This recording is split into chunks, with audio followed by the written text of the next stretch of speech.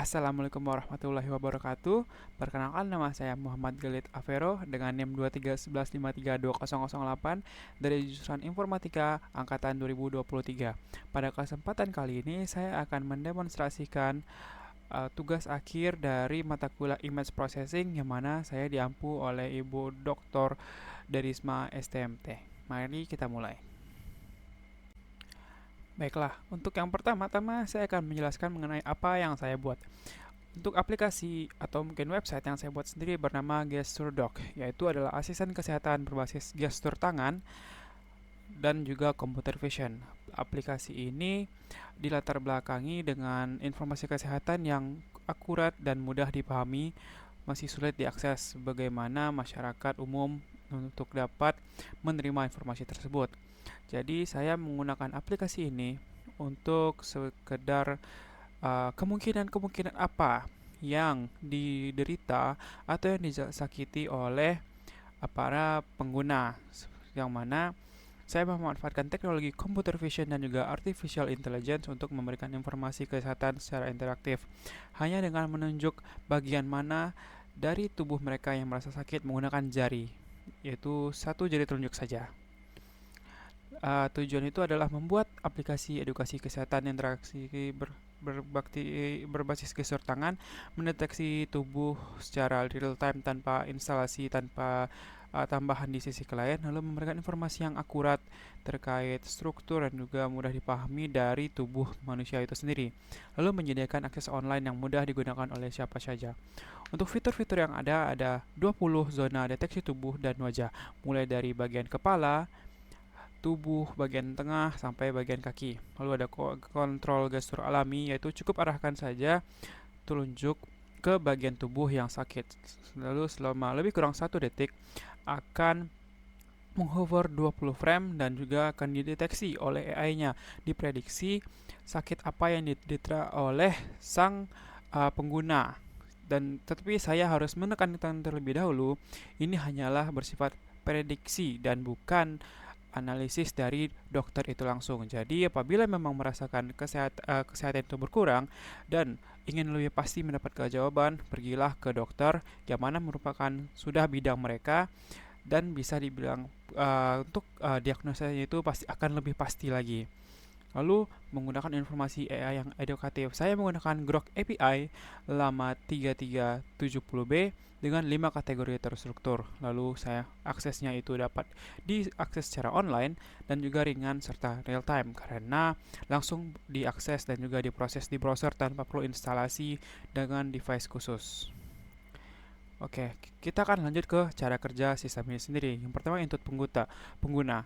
Pengguna mengarahkan jari telunjuk ke bagian tubuh yang ada di depan kamera yang mana dirasakan sakit, lalu akan ada deteksi secara real time, yang mana media pipe mendeteksi landmark tangan, pose tubuh, dan wajah secara real time di browser.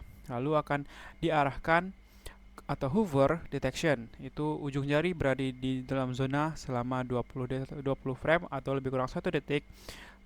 Lalu zona itu akan dianggap aktif lalu akan diprediksi menggunakan AI processing, yaitu Grok yang dikirim menggunakan Grok API untuk mendapatkan informasi kesehatan yang bisa diakses. Lalu akan ditampilkan hasilnya pada suatu sidebar yang mana ditampilkan dalam 5 kategori yang mudah untuk dimengerti pengguna awam. Dan ini adalah tampilan dari 20 zona tubuh yang dideteksi mulai dari kepala, mata kiri, mata kanan, hidung, mulut, seterusnya sampai ke pergelangan kaki. Yang mana setiap zona berbentuk lingkaran, yang mana itu akan lebih memudahkan dalam kalibrasi agar deteksi lebih akurat dan stabil. Lalu keenam itu adalah contoh hasil performa, itu kita menunjukkan ke arah lebih kurang di sisi sini, itu zona itu dada dan juga paru-paru. Dengan kondisi umum yang diderita biasanya itu ada di asma, bronkitis, pneumonia. Lalu kita ditunjukkan gejalanya itu apakah batuk, sesak nafas, nyeri dada, dan juga nafas berbunyi, dengan diberikanlah saran seperti hindari asap rokok, olahraga teratur, yang mana saran ini didapatkan dari data-data API yang sudah diambil menggunakan Grok.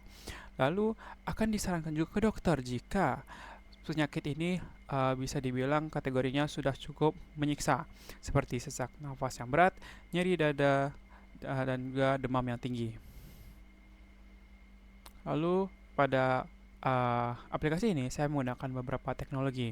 Yang pertama itu MediaPipe menggunakan JavaScript CDN, yaitu Hands, Pause, dan Face Mesh untuk mendeteksi landmark secara real time. Lalu juga Streamlit Python, yaitu ini saya gunakan untuk bisa mendeploy agar website kita dapat diakses secara langsung.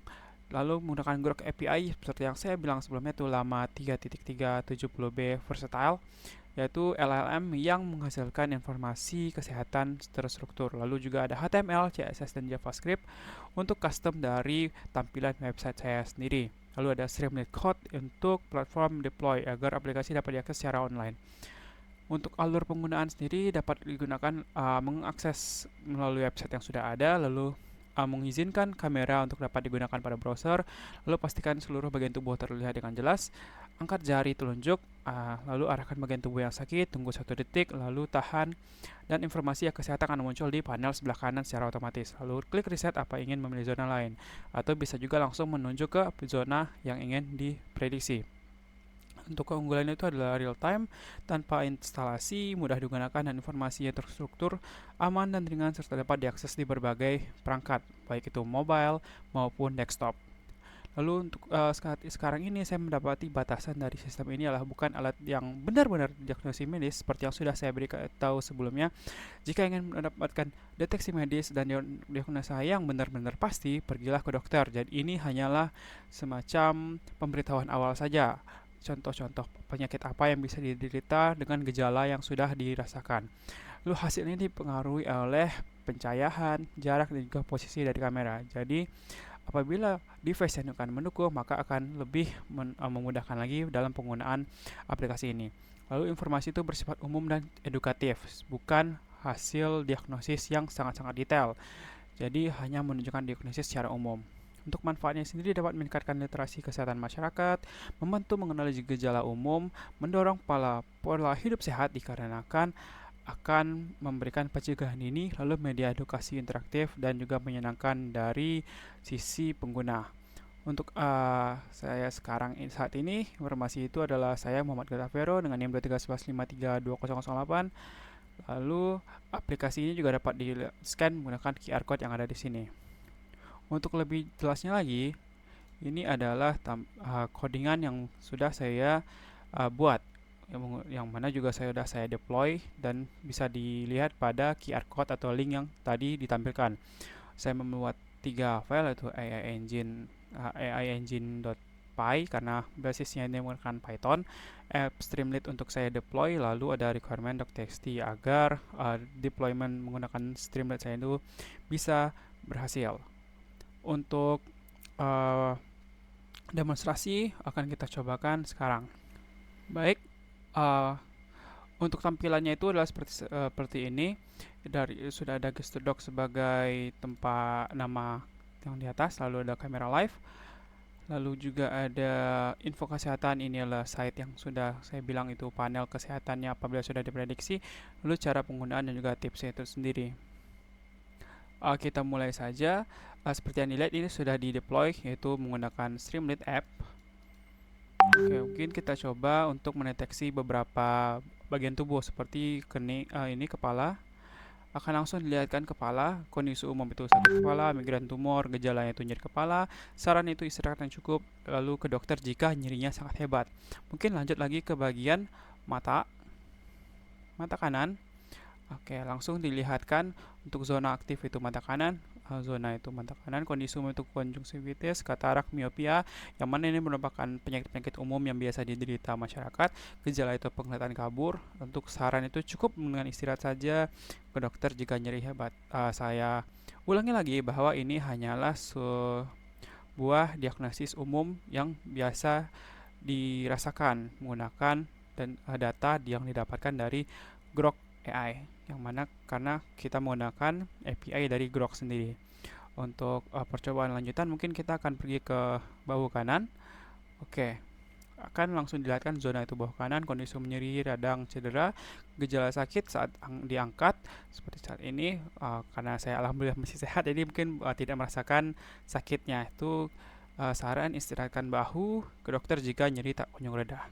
Apabila ketekan tombol reset, maka sidebar untuk panel kesehatan tersebut akan hilang.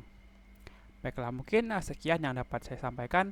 Apabila ada kesalahan, saya mohon maaf. Wassalamualaikum warahmatullahi wabarakatuh.